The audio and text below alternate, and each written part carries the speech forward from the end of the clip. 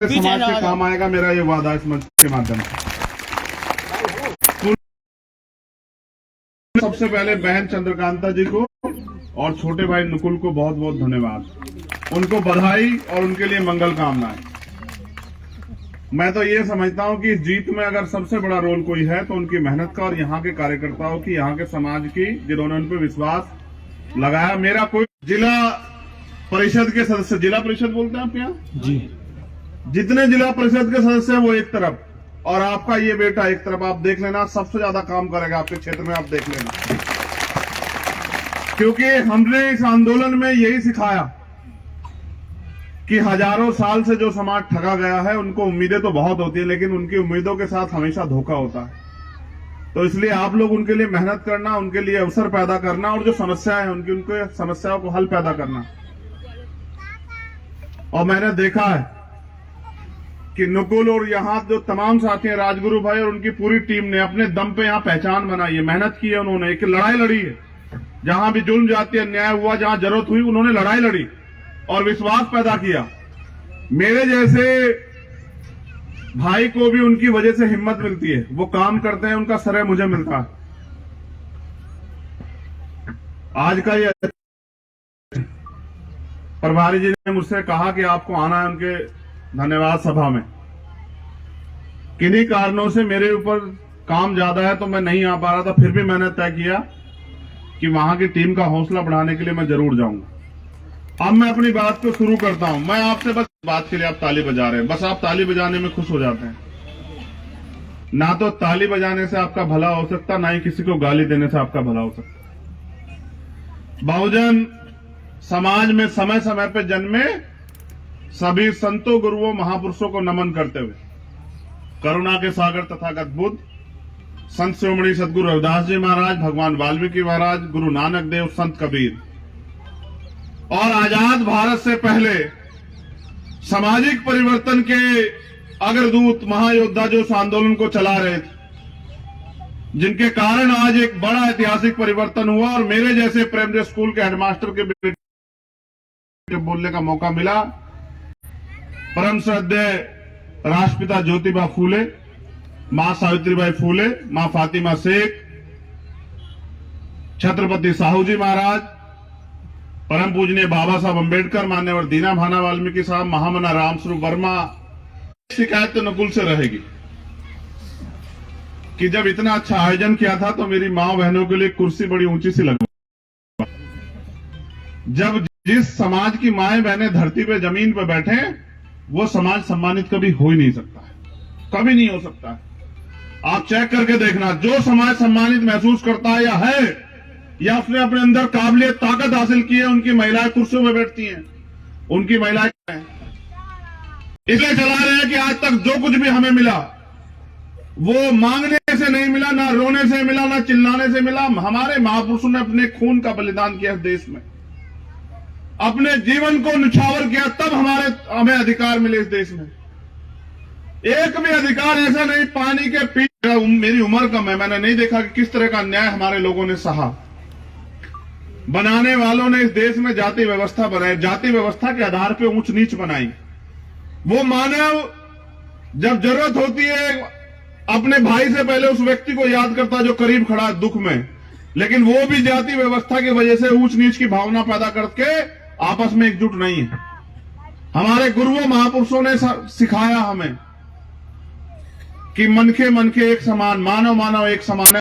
बात को मानते भी हैं, लेकिन फिर भी बनाने वाले ने इस देश में जाति व्यवस्था बनाई और उस जाति व्यवस्था को बनाने के पीछे उसका एकमात्र कारण यह था कि ये लोग आपस में बटे रहे, एकजुट ना हो।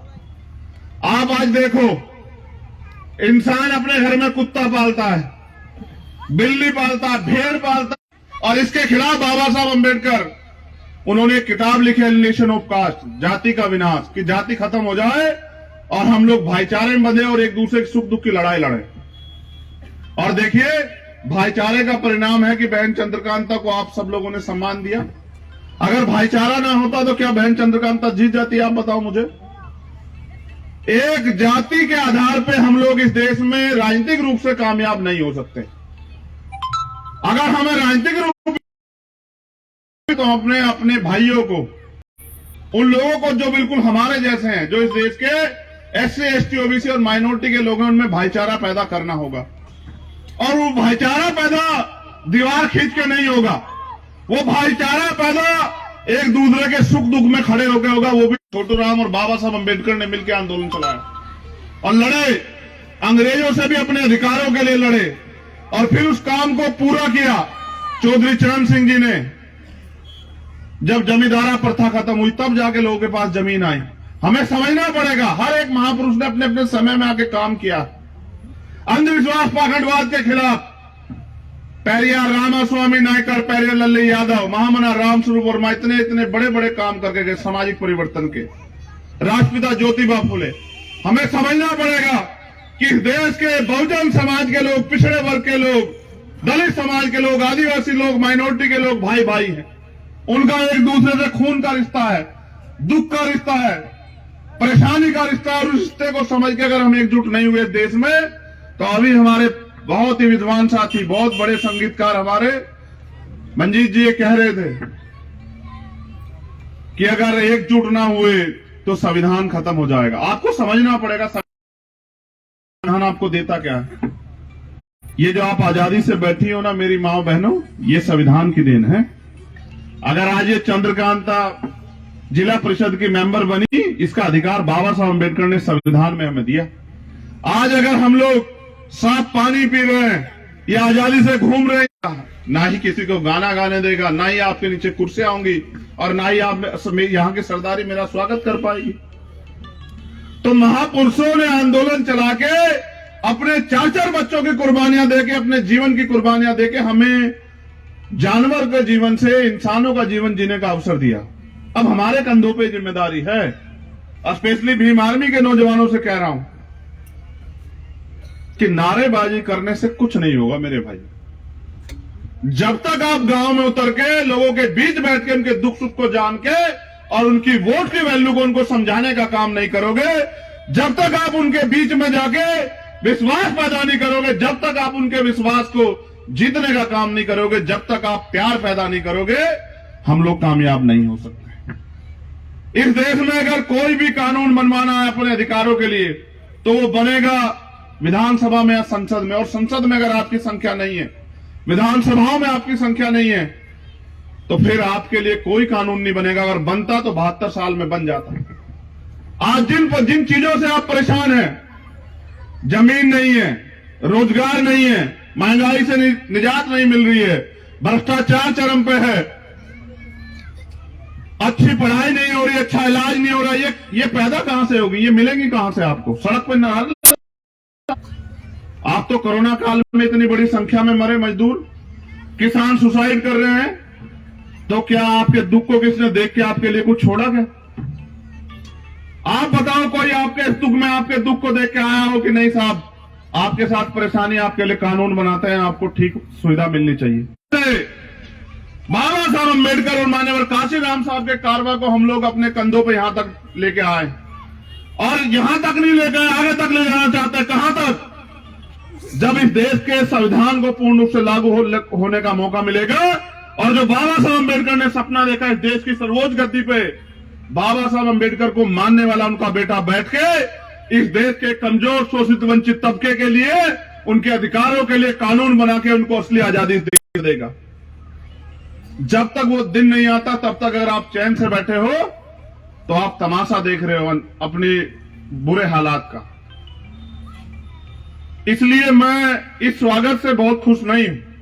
मैं आपके दिल की इच्छा का दोनों हाथ जोड़ के सम्मान करता हूं कि आप मुझको बहुत प्यार करते हैं। आपको को चाहे वो जमीन हो, चाहे वो रोजगार हो, चाहे वो मकान की समस्या हो, या स्वाभिमान सम्मान की समस्या हो, या जो अन्याय अत्याचार हो उसकी समस्या हो, मैं उसको जड़ से खत्म करना चाहता हूं।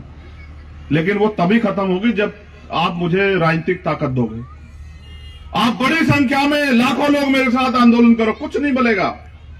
एक दिन आंदोलन करेंगे, 2 दिन करेंगे, किसान 12 महीने पड़े रहे, और प्रधान मिनिस्टर ने कह दिया कि भाई ठीक है, हम ये कानून वापस ले रहे हैं और बाकी आपकी मांगे पूरी कर देंगे। आज तक नहीं की। तो आंदोलन से ज्यादा अगर राजनीतिक ताकत अपने हाथ में आप लेने के पीछे काम करोगे तो शायद हमारी जिंदगी बदल जाए। मैं तो पूरे भारत में घूमता हूं, मेरी बहनें माएं सुन रही हैं मुझे, हजारों गांव ऐसे हैं जहां आज भी साफ पानी नहीं पहुंचा। हजारों गांव ऐसे हैं जहां आज भी हॉस्पिटल नहीं है, सुविधाएं नहीं है। हजारों गांव ऐसे हैं जहां स्कूल नहीं है। भारत के अंदर करोड़ों लोग आज ना मिलने के कारण आज तक मर चुके हैं। आज भी लाखों लोग जो हैं वो खुले आसमान के नीचे सोते हैं। जाओ बस स्टैंड पे देखो, जाओ रेलवे स्टेशन पे देखो, जाओ तमाम मंदिरों के बाहर देखो, मस्जिदों के बाहर देखो, लोग सोते नहीं सोते खुले में के शिकार हो रहे हैं।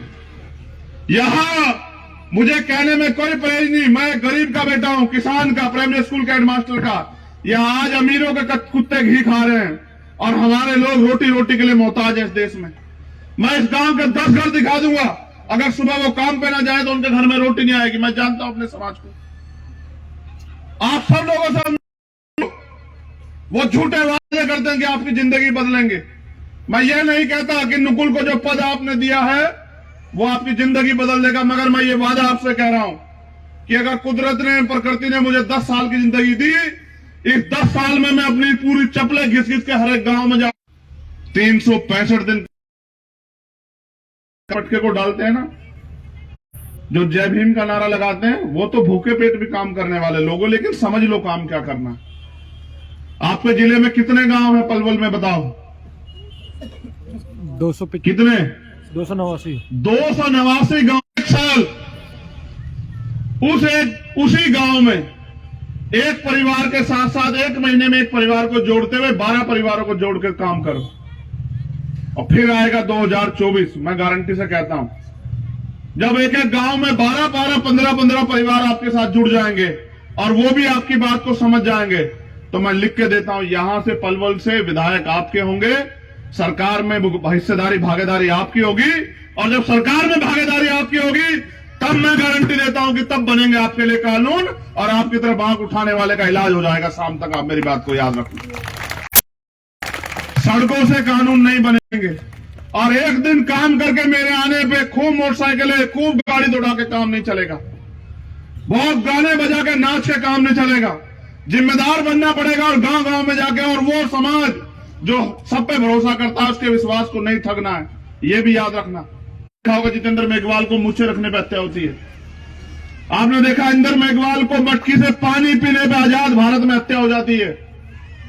और आपने देखा होगा ओम प्रकाश रेगल ने सुसाइड किया। ये लिख के कि मेरे परिवार को न्याय दिलाना, ये सरकारें न्याय देना चाहती तो कभी के न्याय दे देती है। तो देख रहे हैं आपकी लाशों का, और आप भी तमाशा दिखा रहे हैं। इनकी चिकनी चुपड़ी बातों में आके काम करने वाले लोगों को छोड़ देते हो और थोड़े बहुत शराब पैसे के अवसर पे इनके साथ हो जाते हो। बताओ अपनी आने वाली पीढ़ियों का इलाज कर रहे हो नहीं कर रहे हो आप? आपने अगर दुश्मन को दी तो आपका इलाज करेगी भाई। वो तो तुम में भी चंद्रशेखर को देखते हैं, जब तुम नीला पटका पहन के घूमते हो उनको लगता है यही है चंद्रशेखर। तो उनकी उम्मीदों को पूरा करने के लिए संघर्ष का समय आ गया है। आप लोग संघर्ष करने को तैयार हो या नहीं हो बताओ? जानता हूं कि आपने सबको आजमाया, मैं रोज रोज नहीं आ सकता हूं, मेरे कंधों पे आपने बहुत बड़ी जिम्मेदारी घेरी है। जब बहन के साथ अन्याय अत्याचार होता है आपने वो ताकत नहीं दी है। जिस दिन मेरे हाथ में वो ताकत होगी, मैं पूरी ईमानदार से कह रहा हूं कि आपकी तरफ आंख उठाने वाला 1000 बार ना सोचे तो मुझे कहना, मेरा कान पकड़ के बताना, देने वाली आपकी ताकत बनेगी। देखो ये लोग मेरे पीछे लगे हुए हैं, मैं कहना नहीं चाहता था इस बात को, लेकिन आपसे कह रहा हूं। ये लोग मेरे पीछे लगे हैं, कहीं से किस तरह ये आदमी फंस जाए। मैं वकील आदमी, इनसे कहां फंस रहा हूं? फिर उस मकान की ईंट भी बेचते, बताओ लायक होगा वो पूछ जो इस मकान की ईंट बेच देगा, नालायक होगा बताओ? ये क्योंकि घर चलाती है ना, ये सब जानती। तुमसे भी कह रहा हूं, मैं रोज रोज नहीं आ सकता, मेरी शकल मैं तो जो फोटो खिंचवाने में प्यार जताते हो ना, वो काम करने में जताओ, तब तो मुझे भी आनंद आए। कोई ऐसा एक भी नौजवान साथी नहीं जो काम करता है मैं उसका नाम ना जानता हूं। एक हमारे पूर्व अध्यक्ष जी खड़े थे, अभी यहां मैं उनको देख रहा था, उधर खड़े थे। और आज जब मैं आया था, धन्यवाद देता हूं पुणे भीम आर्मी के, आजाद समाज पार्टी के कार्यकर्ताओं का, यहाँ की सरदारी का, अपनी माओ बहनों का। तुम चाहते हो नहीं चाहते हो गरीबी खत्म हो? अच्छा बताओ। जो अमीरों को सुविधा मिल रही है तुम्हें भी मिले, चाहते हो नहीं चाहते बताओ? ये जो दीवारें बिना प्लस्तर की पड़ी हुई हैं, ये दीवारें प्लस्तर की बने चाहती है नहीं चाहती, बताओ। बहनों को भी पढ़ने का, कामयाब होने का अवसर मिले, बताओ चाहती है नहीं चाहती हो? हाँ, आएगा वो अवसर, बाबा साहब अम्बेडकर का सपना पूरा होगा। अब मैं एक और बार उन तमाम ग्रामवासियों का जिन्होंने नुकुल भाई को हिम्मत, ताकत और अवसर दिया, बहन चंद्रकांता को उनका धन्यवाद करता हूं और आपसे वादा करता हूं कि अभी आपने एक आदमी को ताकत दी, आप ज्यादा आदमियों को ताकत देते तो जिला पंचायत का जो परिषद का अध्यक्ष भी हमारा होता, फिर तो हम सारा बजट अपने लोगों के काम में लगवा देते तत्काल। तो अभी तो आपने एक आदमी जिताया, अगली बार ज्यादा लोग जिताना। अच्छा, ये 3 ब्लॉक समिति मेंबर हैं। Shrimati Kajal, wife of Vicky, ward number 5 है क्या यहाँ पे? अच्छा, ये यहाँ आ जाओ। और धर्मेंद्र भाई हैं वार्ड नंबर 4 से, और लाला भाई है गांव सुजवाड़ी से। लाओ भाई लाओ, इनको भी माला पहनाएंगे, लाओ जल्दी लाओ। आओ भाई,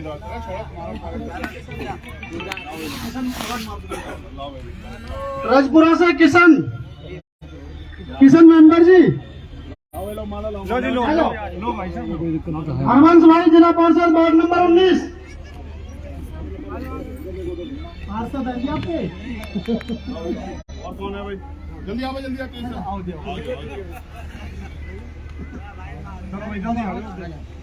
जिला पार्षद ये आगे पहले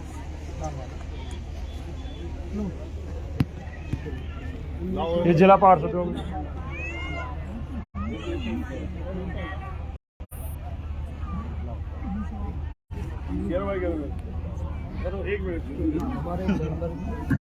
एक चीज आपने देखी बड़े कमाल की, मैंने